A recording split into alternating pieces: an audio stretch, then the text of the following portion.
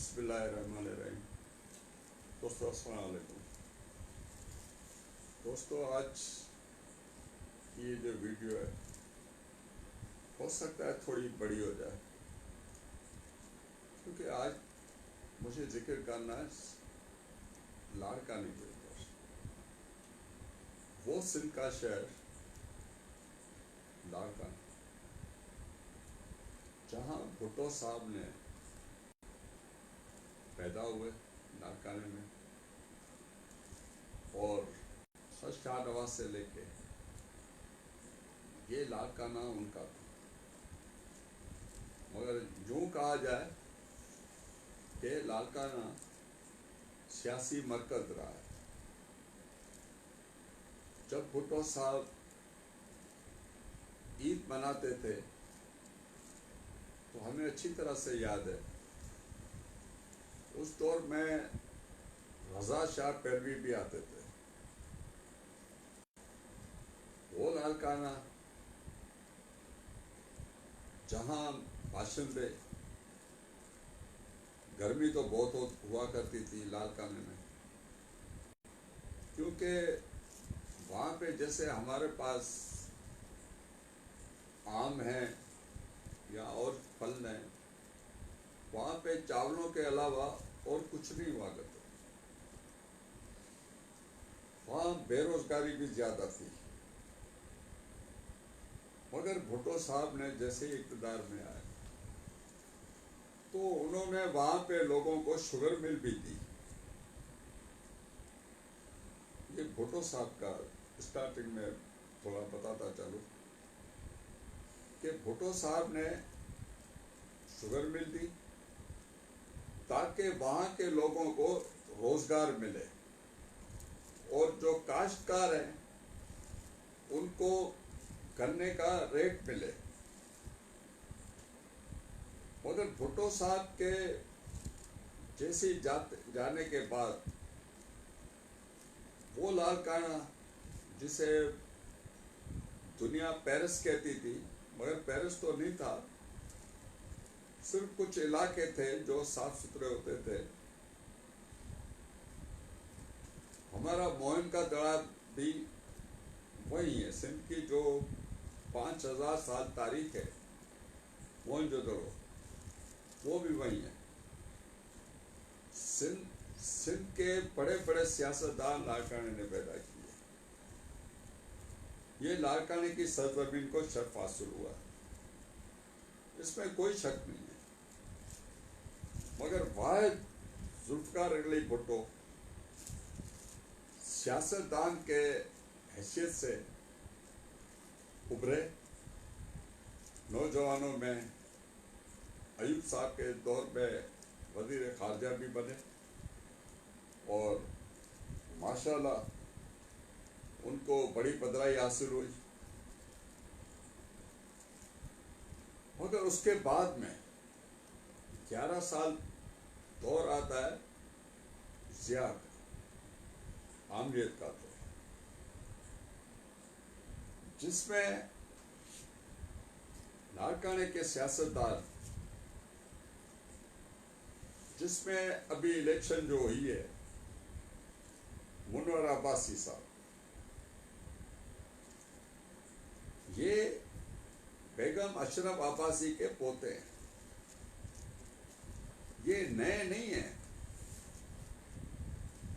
और जमील साहब सुमरो जो है खड़े हुए हैं, जो अभी हाल ही में इलेक्शन उन्होंने हारी है, ये भी मैं बताता चलूँगा कि उन्होंने इलेक्शन ये क्यों हारी है। इससे पहले निदा खोड़ो खड़ी हुई, वो भी हार गई। भुट्टो साहब ने कहा था कि जब लाड़काने की सीट और लियारी की सीट जाए तो ये समझ लेना कि पीपल्स पार्टी खत्म हो चुकी है। मगर अब पीपल्स पार्टी तो रही नहीं, एक हम लिमिटेड फर्म कह सकते हैं जो चल रही है। अब उसको ताकत के बलबूते पे आप जितना चला सकते हो चला लो। जैसे मुंह में चीगम खाओ, चीगम को जितना बड़ा करो उतना ही चीगम बड़ा होगा। तो ये भी यही है। भुट्टो साहब ने अगर लोगों को इकट्ठा किया तो लोगों के मसाइल हल किए। हम कहते हैं ना, ये सही है कि लोग, भुट्टो साहब ने शौक दिया था। इससे पहले अयूब साहब के जमाने में या जो इलेक्शन होती थी, बंगलों के अंदर इलेक्शन के फैसले होते थे, इनको जितवाना है, इनको हरवाना है, ये होता था। भुट्टो साहब उस सियासत को ड्राइंग रूमों से निकाल के रोडों और सड़कों पे लाए, वहां से स्टेट बने, वहां से ये तकरीरें स्टार्ट हुई, जिससे पहले नहीं थी। मगर भुट्टो साहब का जो दौर था 4 साला दौर, 4 साला दौर में भुट्टो साहब ने किसानों का भी बड़ा ख्याल रखा। मैशियत बढ़ी, हर चीज बढ़ी, ज़राअत इस्लाहत भी लाए, बहरहाल बहुत कुछ किया उन्होंने। क्या वजह है? 4 साल के दौर में भुट्टो साहब ने जो किया, आज की लिमिटेड फर्म ने, जिसे हम पीपुल्स पार्टी का नाम तो देते हैं, मगर अफसोस है ये भी ऐसी पार्टी है जैसे आजकल कराची से प्लास्टिक के अंडे आ रहे हैं। हमें हैरत है।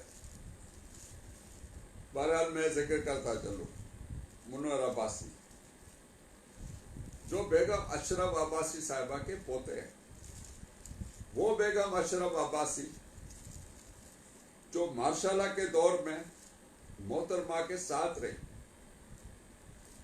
वो अशरफ अब्बासी, नाहिद खान, बेगम अशरफ अब्बासी, ये बेनजीर साहिबा के साथ साथ चले। भुट्टो साहब के ज़माने में नूरा हुआ करते थे, और जब मोहतरमा का दौर आया, मोहतरमा के दौर आने से पहले ही जब मोहतरमा ने सियासत में पांव रखा तो उन्होंने जेलें बर्दाश्त की।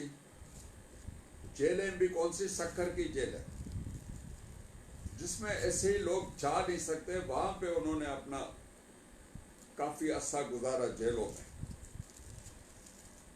ये जेल नहीं, वो सक्खर का जेल था, जैसे हम कहते हैं कि मच का जेल, बड़ा खतरनाक। तो ऐसे ही सक्खर का जेल जिसमें मोहतरमा रही, उसने दिलेरी से मुकाबला किया आमरीत का, मगर अपने वर्करों को जिंदा रखा, उनका हौसला तोड़ने नहीं दिया। जो ऑक्सफोर्ड यूनिवर्सिटी में पढ़ती हैं, वो नाज़िर, जिसे भुट्टो साहब पिंकी कहा करते थे, माशाल्लाह, जैसा ज़हन वैसा हुस्न, हर चीज जहानत भी भरी हुई थी। क्योंकि भुट्टो साहब समझ गए थे कि मेरे इन बच्चों में से बेनजीर साहिबा, जिसे पिंकी कहा करते थे, हम तो मोहतरमा बेनजीर साहिबा कहेंगे, तो ये जहानत से भरी हुई थी। हाँ, ये कुदरत के कुछ फैसले हैं, शादियों के, ये वो, बहरहाल। तो मैं ये कहूँगा कि जब मोहतरमा ने ख्याल रखा आवाम का, अशरफ अब्बासी भी हुआ करती थी, नाहिद साहिबा भी हुआ करती थी, ये सारे हुआ करते, मगर धीरे धीरे ये लोग दूर होते चले गए। और जब भुट्टो साहब नारा मारते थे, ताकत का सर चश्मा अवाम है, और दूसरा नारा होता था रोटी कपड़ा और मकान। तो भाई मेरे, न रोटी रही, न मकान रहा, न कपड़ा रहा, ये लोगों से छिन गया। अब जहां लोगों की खिदमत आती है तो वहां की आवाम भी अपने लीडरों के लिए जान देती है। जहां लीडर अगर ये सोच ले कि सिर्फ हमें अपना बनाना है और हम सियासत करनी है तो पैसा जमा करो, जैसे पैसा ज्यादा होगा हम सियासत के मोहरे बड़े होशियार ज़हीन हो गए। आपने पैसा तो बना लिया मगर आप लोगों ने अवाम को खो दिया। वो नेहती अवाम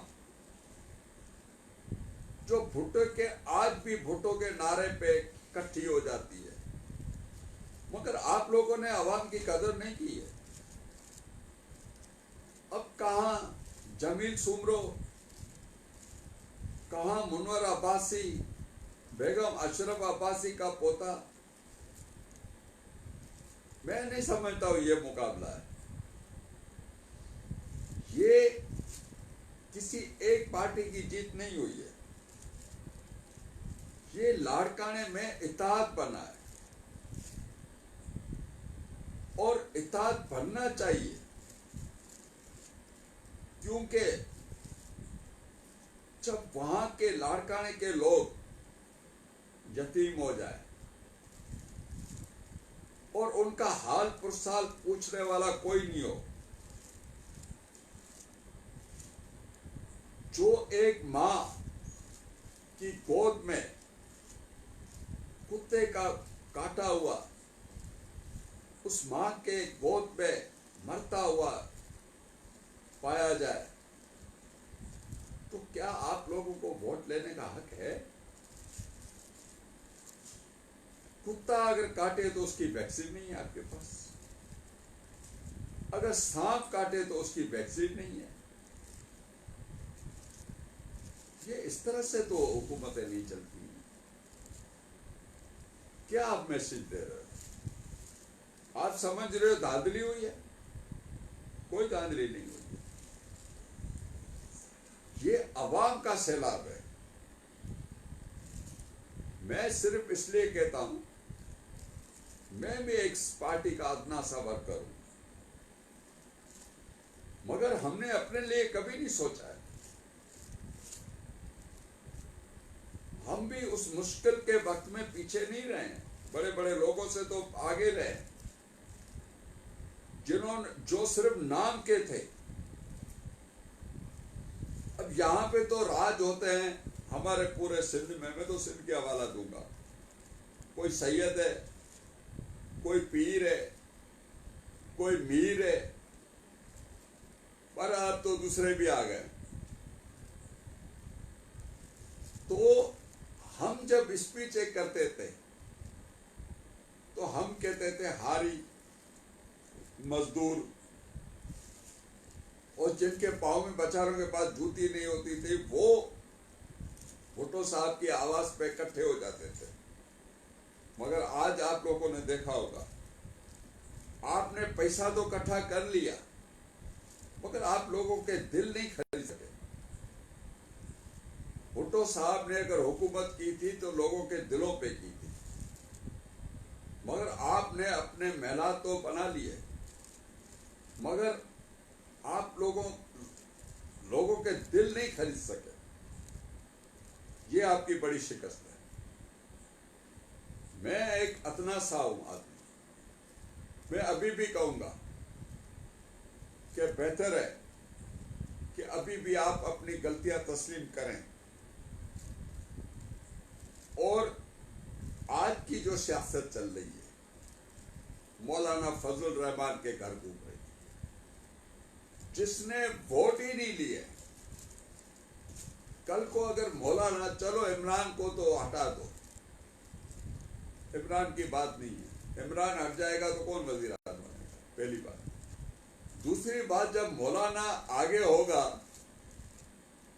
तो वो हीरो होगा, और नवाज शरीफ और हमारी पीपुल्स पार्टी वाले 0 पे होंगे, क्योंकि आप तो उसके पीछे लग रहे हैं। सारा क्रेडिट तो मिल रहा है मौलाना को। अब वो डंडों की फौज लेके आए, कौन सी भी फौज लेके आए, अब वो है पाकिस्तान की मसला है, पाकिस्तान के अवाम का और रियासत का मसला है। अब रियासत जाने, अवाम जाने। मगर मैं सिर्फ इतना कहूंगा कि सिंध का हर शहर वीरान और बर्बाद हुआ पड़ा है। पहले सिंध के लोगों के दिल जीते, पहले सिंध के लोगों को एतमाद में ले। ये नहीं है भुट्टो साहब जिंदा है, हर शख्स जायकुल मौत, मौत का जायका चखता है। मगर कुछ लोग जाने के बाद भी जिंदा होते हैं, मगर उनके असूलों को अपनाया जाएगा। अगर आप किसी के असूलों को अपनाते नहीं हैं, भुट्टो साहब एक लीडर था, आपको भुट्टो साहब के पीछे चलना था, आप भुट्टो साहब से आगे नहीं बढ़ सकते। मगर ये बातें पुरानी तो हो गई हैं। मैं सिर्फ ये बता रहा हूं कि आप लोग जब हम इलेक्शन हारते हैं तो कहते हैं कि धांधली हुई है। भाई धांधली कैसी? एडमिनिस्ट्री हमारी, सिंध गवर्नमेंट हमारी, हर इंसान और डीसी साहब जो हमारे बैठे हैं ना, एसपी से लेके डीसी, आईजी जो रखा हुआ आईजी, क्योंकि वो सारे आपके हुक्म के ताबेदार है। हाँ, अगर वहां पे आर्मी नहीं होती थी शायद लाखों से आप जीतते थे, मगर आर्मी थी। आर्मी ने किसी को वोट गलत डालने नहीं दिया। कोई ऐसी चीज सामने नहीं आई कि हम कहें कि दुनिया कहे कि यहाँ पे धांधली हुई है। धांधली नहीं हुई है। मैं सिर्फ इतना कहूंगा, मैं एक मामूली सा कारकुन हूं, क्योंकि हमारे हाथ साफ हैं। मैं उन कारकुनों में से नहीं हूं जिन्होंने मोटरसाइकिलों से लेके वीगो तलक पहुंच गए। मैं वो कारकुन नहीं हूं।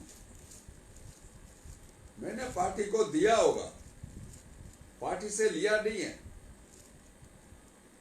मुझ पे किसी पार्टी का एहसान नहीं है। हमारे तो जायज काम भी नहीं। खैर, मैं अपनी बात नहीं कहूं। मैं सिर्फ इतना कहता हूं कि ताकत का चश्मा अवाम है। अगर अवाम को याद रखोगे, आपको दुनिया की कोई ताकत नहीं हरा सकती। अगर आप अवाम को भूल गए तो अवाम भी आपको भूल गई। आपने मैशत का तो बेड़ा गर्क तो आप लोगों ने किया है। ये भुट्टो साहब के जमाने में ओमनी ग्रुप तो नहीं था। हो सकता है मोहतरमा के लास्ट के दौर में ओमनी ग्रुप हो, मगर हमें तो भुट्टो साहब का दौर याद है। उसके दौर में तो ये ओमनी ग्रुप नहीं था।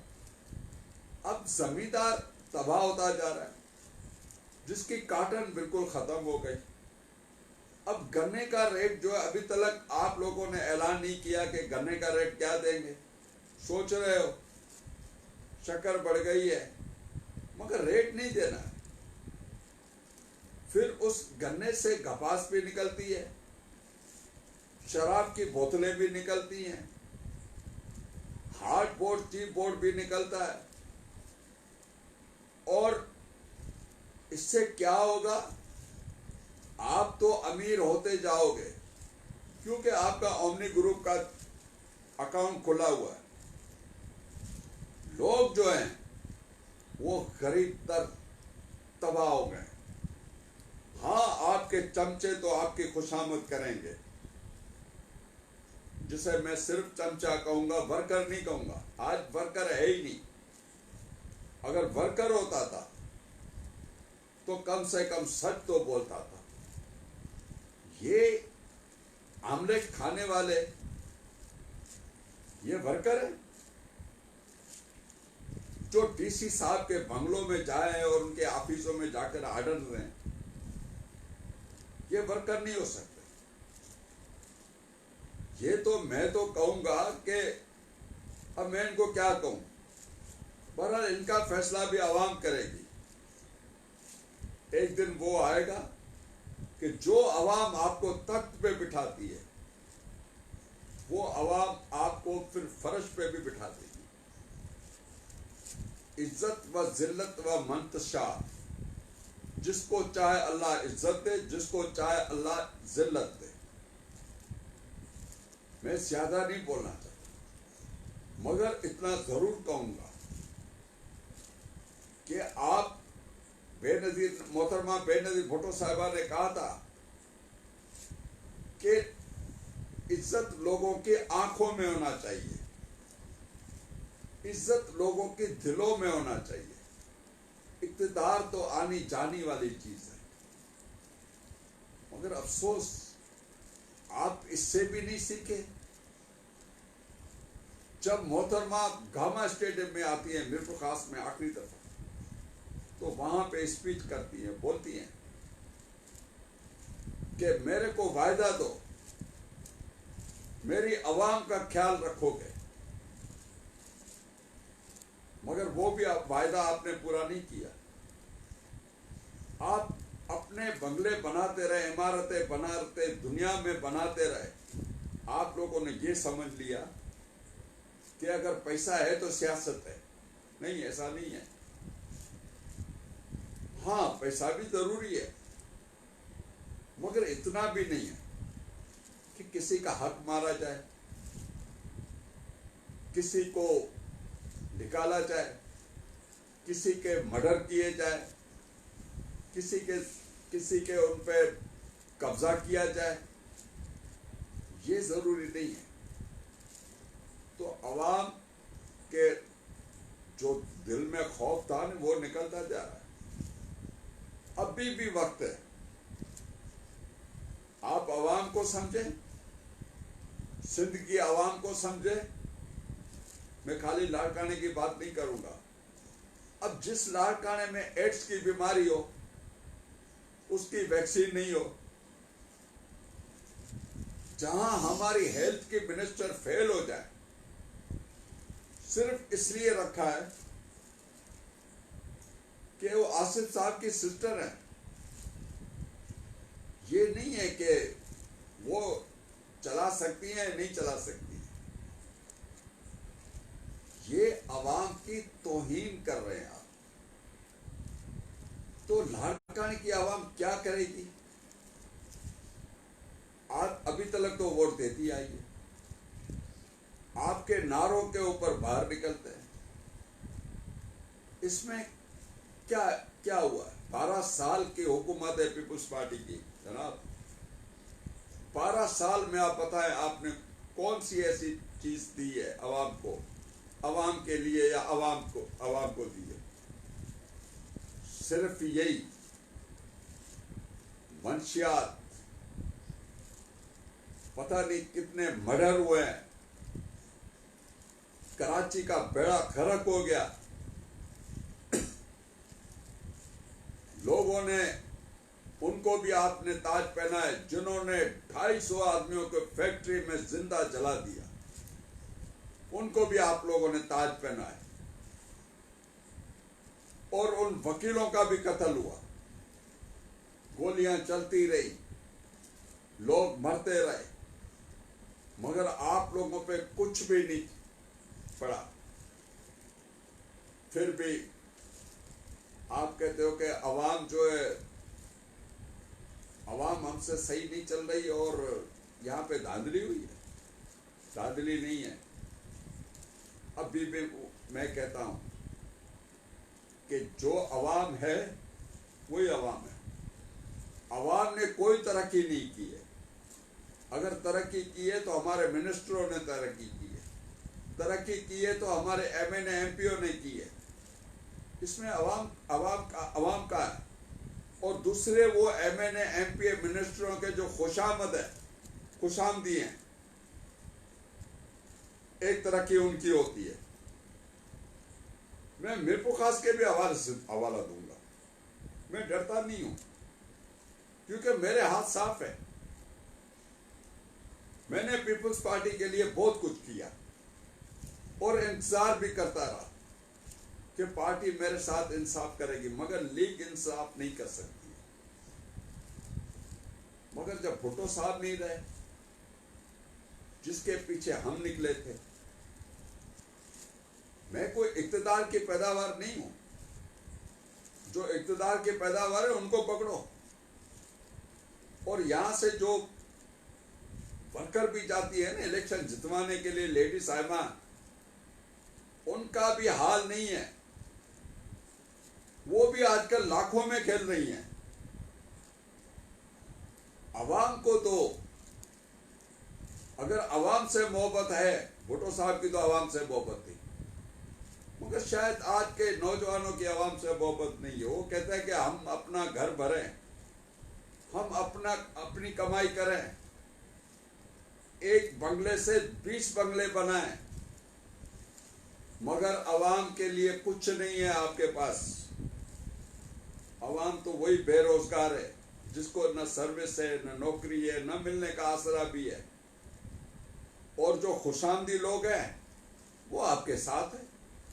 हम देखते रहते हैं फेसबुक में, वही खुशामदियों का टोला है, चाहे कोई भी हो, उनके साथ वही रहेंगे जो खुशामदी हैं उनके। जो हम नवाला, हम प्याला, वही हैं, और कोई अवाम का बंदा नहीं है। और जहां ये यहाँ मिट्टू गले पे, कंधे पे बैठ जाए, नहीं, वही आपके आदमी है। मगर अवाम को आपने कब चाहा? आप अवाम के लिए सोचे तो अवाम आपको कभी छोड़ नहीं सकती है। अवाम एहसान फरामोश नहीं है। हमारे लीडर एहसान फरामोश है, हमारे MNA MP एहसान फरामोश है। मैं किसी को नहीं छोड़ूंगा। मैं बोलूंगा कि वो सिर्फ अपने चमचों और खुशामदियों को नवाजते हैं। हॉस्पिटल विवाह बनेगी, तालाब विवाह बनेगा, डिस्पेंसरी विवाह बनेगी, कॉलेज विवाह बनेगा, हर चीजें वहां पे बनेगी जो उनके अपने आदमी हैं। और वोट मांगते हो आवाम से कि आवाम धांधली हो गई, फलाने ने हरवा दिया। कोई किसी को नहीं हरवाता है। अपना किरदार ठीक करो, अपने घरेबान में देखो कि क्या हम आवाम की सतह पे उतर रहे हैं, आवाम की उमंगों पे उतर रहे हैं? नहीं, आप देहात में भी ज्यादती कर रहे हो लोगों से। जो हमारे हारी हैं उनसे भी जुल्म कर रहे हो। आप हारियों का नवाला छीन के आप खा रहे हो। क्या हारियों के बच्चे नहीं है? जाओ सर्दियों में देखो, हारियों के बच्चों की हालत देखो क्या है उनकी। तन पे उनको कपड़ा नहीं है, और आप लोग 10-10 कोट पहन के चलते हो, जैकेट पहन के चलते हो, ओवरकोट पहन के चलते हो। आपको सर्दी लगती है, आपके बच्चों को सर्दी लगती है। वो जो मिस्कीन हैं बेचारे हारी बैठे हुए, जो जैसे हम किसान भी कहते हैं, उनके लिए तो कोई डिस्पेंसरी भी नहीं है, उनके लिए तो अथाई डॉक्टर हैं। फिर कहोगे तो ये बेचारे, ये तो मिर्चों से इलाज करते हैं। अगर कुत्ता काट जाए, किसी जमाने में ये थे कि भाई अस्पतालें नहीं थी, इंजेक्शन नहीं थी, वैक्सीन नहीं थी, तो मिर्चों से भी किया जाता। मगर यहाँ पे तो अजीब हालत है। दुनिया तरक्की करती जा रही है और हम लोग पीछे होते जा रहे हैं। कम से कम अभी भी आप 10,000 साल पीछे जा रहे हो। जैसे कोई हड़प्पा की हुकूमत हो, कोई मोहन के दड़े की हुकूमत में भी, मोहन के दड़े हुकूमत में भी सफाई थी, तालाब थे, हिमाम थे, गलियां थी। मोहन के दड़ों में आज से 5,000 साल पहले सिंध की तारीख है। और आजकल तो कराची में जो सिंध की एक होटल थी, उसको भी आप लोगों ने गिरा दिया। क्योंकि वहां पे सिंधी बैठते थे और वो अपना खाना खाते थे, कचहरी करते थे, उसको भी, होटल को भी गिरा दिया। अफसोस की बात है कि ऐसे लग रहा है जैसे सिंधियों के लिए ये कोई जगह रही नहीं है। और आजकल हमने मौलवियों को लीडर बना दिया। मौलवियों का काम है दीन की खिदमत करें, न सिर्फ अपने इक़्तिदार के लिए जिए। किसी ने कहा था कि मौलाना मुफ्ती महमूद, उसको भुट्टो साहब हरा नहीं सका, तो फजल रहमान आ गया। भाई क्यों नहीं आ सकता? अब मौलाना मुफ्ती महमूद का किरदार है कुछ अलग था, नसरुल्लाह खान का किरदार अलग था, गोस्बत प्रिजनजो का साहब का किरदार अलग था, मगर फजल रहमान का किरदार अलग है। फजल रहमान वही है जिसने कहा था कि औरत की हुकूमत को हम नहीं मानेंगे। वो औरत और कोई नहीं थी, बेनजीर भुट्टो साहिबा थी। मगर आप लोग अंधे हो गए हो, इक़्तिदार के नशे के लिए चूर चूर हो गए हो। पहले तो आप लोग बताएं कि 10 साल में, 12 साल में आप लोगों ने क्या किया। 10 साल, 5 साल तो वफाक के भी मिले हमें, मगर हमने वफाक में 5 साल में सिंध को क्या दिया? सिर्फ अपनी पोस्टें बढ़ाई, अपने लिए अपनी खिदमतें की हैं, बाकी कुछ भी नहीं किया। हाँ, एक हॉस्पिटल आप लोगों ने बनाई है जो मेरे ख्याल में खैरपुर की तरफ है, गम्बट में, वहाँ अस्पताल है जो जर्मनी के डॉक्टर हैं, इलाज कर रहे हैं। बाकी तो आपके यहाँ टंडो मोहम्मद खान में भी सुन रहे हैं, आपकी अस्पताल है। बाकी मीरपुर खास के अस्पतालों का तो हाल आपके सामने है, यहाँ पे तो कोई वैक्सीन भी नहीं है। अभी देखो नहीं, अब बड़े आदमी तो बड़े आदमी, अल्लाह जिंदगी सबको अता फरमाए। हमारे दिल अजीज सेठ हरी राम को डेंगू मच्छर काट गया, तो अल्लाह उसको जिंदगी दे। तो मुझे पता है सेठ साहब तो कराची में इलाज करवा लिया, अल्लाह करेगा शफा उनको होगी। मगर जो गरीब आदमी मच्छरों में पड़े हुए हैं और जिनको रोज डेंगू मच्छर, मलेरिया, टीबी, कैंसर, वो कहाँ जाए, वो कहाँ इलाज करवाए? मैं एक आपको मिसाल दे रहा हूं, किसी की हिमायत या मुखालिफ नहीं कर रहा। मैं सिर्फ ये पूछता हूं कि आम लोगों के लिए क्या है। उनके लिए ना दूध अच्छा है, आजकल ये भी चल रहा है कि भाई अंडे भी गलत कराची से बन रहे हैं, प्लास्टिक के अंडे बन रहे हैं, लोगों की जिंदगी छीनी जा रही है, लोगों को बीमारी में मुब्तला किया जा रहा है। आप लोगों ने लोगों की कुव्वत बर्दाश्त भी छीन ली है। अब एक इंतहा हो चुकी है। एक तरफ से देखते हैं कि उमरकोट में जलसा होने वाला है, वहां पे कोई हैं हिंदू बिरादरी के बड़े सिंह हैं जो लोगों को धमकियां दे रहे कि अगर आप लोग जलसे में नहीं आए तो तुम्हारा मैं वो असर करूंगा कि दुनिया देखेगी। धमकियों से मेरे भाई लोगों को नहीं लाया जाता है जलसों में। कब तक आप लोग धमकियां दोगे? कब तक लोगों की जिंदगियों से खेलोगे और धमकियां देते रहोगे? एक दौर वो था कि भुट्टो साहब का सिर्फ नाम बचता था और लोग खुद ही जलसों में आते थे, अपने पैसे खर्च करके जलसों में आते थे। अब आपकी गाड़ियों में बैठने के लिए तैयार नहीं है, क्योंकि आपके पास तो धब्बेदार, मुख्तियारकार, ऑफिसर, ये सारे आपके पास जलसों में आ जाएंगे। गवर्नमेंट के मुलाजिम तो सारे आएंगे। तो खुदारा ये धौंस पे नहीं चलेगा काम। अगर लोगों के दिल जीतने तो उनके दिल जीत लो, उनकी इज्जत करो। ऐसे नहीं है कि उनकी इज्जत नहीं करो और वो आपकी गाड़ियों में बैठ जाए। बहरहाल मैं अदना साहब, फिर मैं कहूँगा मैं अदना साहब वर्कर हूँ, मगर मेरे हाथ साफ है।